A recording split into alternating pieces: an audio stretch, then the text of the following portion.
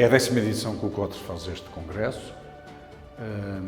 Achamos que é uma oportunidade de juntar especialistas do setor, pessoas que conhecem o setor, pessoas que têm muito conhecimento acerca dos temas da rega e do regadio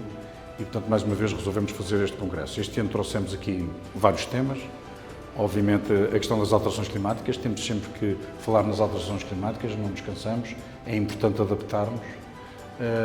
Trouxemos também aqui a questão da tecnologia. O regadio continua na senda da eficiência e por isso é preciso contarmos com a tecnologia, percebemos que novos caminhos nessa área se estão a fazer. Falamos também, como também não poderia deixar de ser, da gestão da água, agora numa altura em que um governo atual quer impor a estratégia Água que Une, é fundamental falarmos na gestão da água, trouxemos aqui especialistas que trocaram algumas impressões sobre esse assunto. E finalmente um tema um bocadinho fora da caixa, mas que o setor agrícola regularmente se queixa de que não sabemos comunicar. Trouxemos aqui, no último dia do Congresso, o tema da comunicação. Percebemos como é que comunicamos, de que modo comunicamos, que instrumentos temos que nos recorrer para a comunicação e foi esse o tema que trouxemos neste último dia, que nos parece fundamental também para o setor do regadio e o setor agrícola em geral.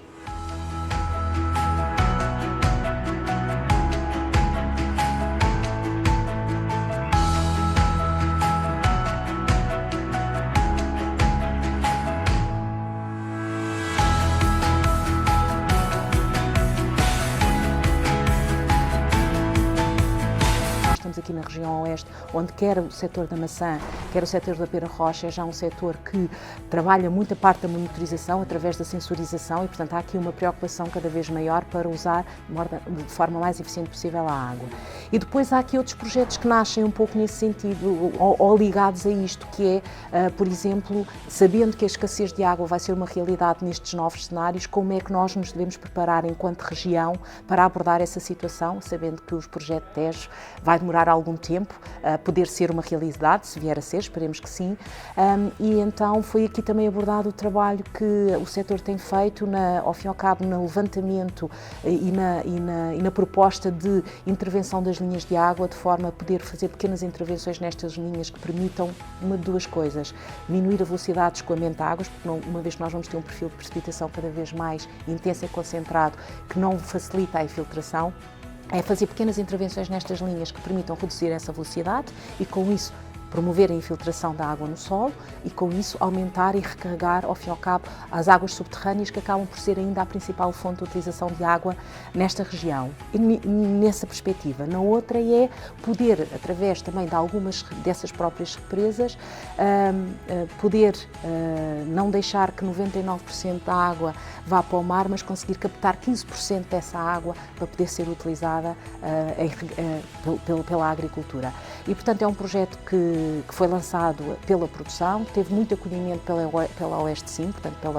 pela Associação dos Municípios do Oeste, e, portanto, é algo que, a correr bem, pode ser um piloto no sentido de poder ser utilizado noutras regiões. Falou-se também, acabou por se falar muito também desta transição verde que o setor tem feito, através da utilização e da possibilidade de utilizar cada vez mais práticas agroecológicas, e está aqui a nascer, ao fim e ao cabo, um novo modelo do ecopomar,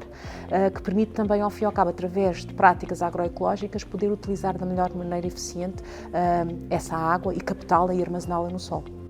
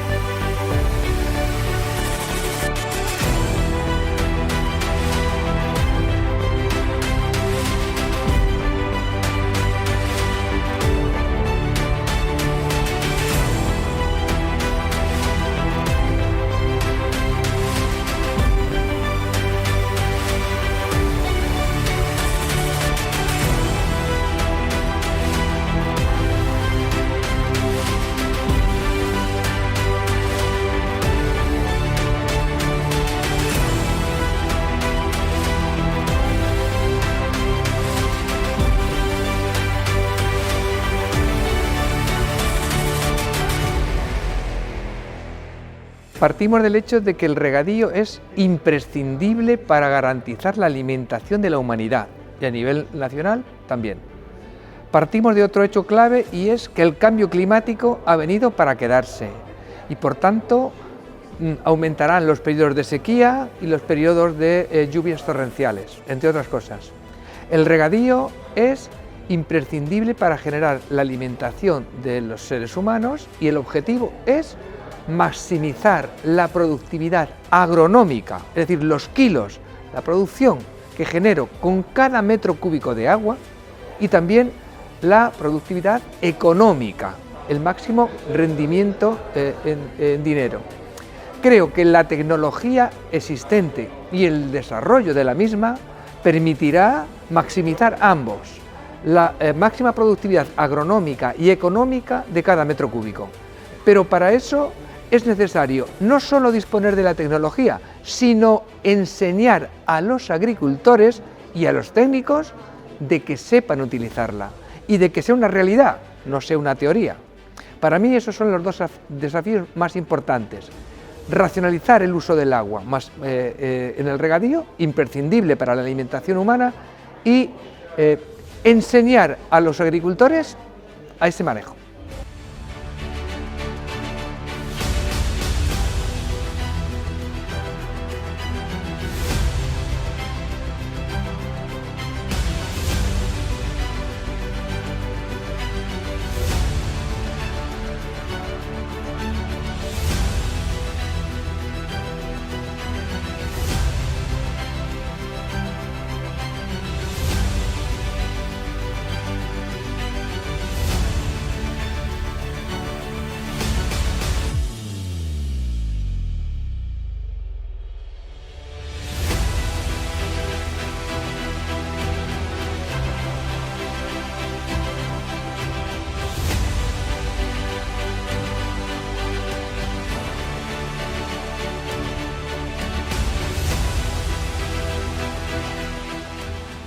Básicamente se trata de que vamos a disponer en el futuro de muchísimas tecnologías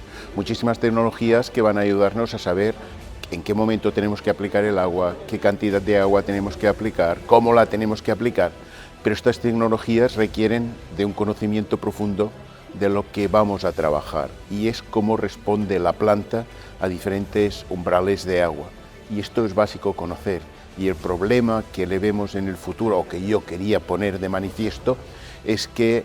la tecnología no nos haga perder el conocimiento, porque la tecnología sin el conocimiento de las personas que lo tienen que gestionar nos va a servir de poco. Entonces hay que maximizar, hay que profundizar en el conocimiento agronómico para hacer un buen uso de la tecnología.